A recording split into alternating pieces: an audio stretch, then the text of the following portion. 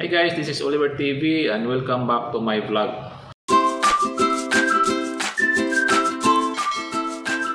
For this video mga idol, ay ating sasagutin ang katanungan ni Queenie.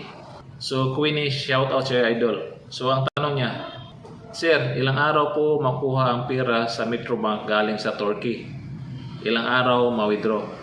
So ang sagot mga idol, kapag ang remittance na pinapadala galing sa ibang bansa ay kadalasan po, ang pinakamatagal po ay 3 to 5 banking days. Pinakamatagal na po yung 3 to 5 banking days. So minsan po, hindi po aabot ng 3 days, hindi po aabot ng 2 days. Yun po ang pinakamaaga. So pinakamatagal na po yung 3 to 5 banking days. So kapag umabot po ng 5 days, so maaari ring may problema sa bank account mo. So kung kontakin mo yung bank account mo, tatanungin mo kung bakit hindi pumasok yung remittance galing sa ibang bansa. Kapag tama naman, so kukontakin mo rin yung nagpapadala sa iyo. Baka nagkamali sila ng details na in-input tuwing nagpapadala sila. So sana guys, may naitulong ng video na to. See you on my next video and God bless.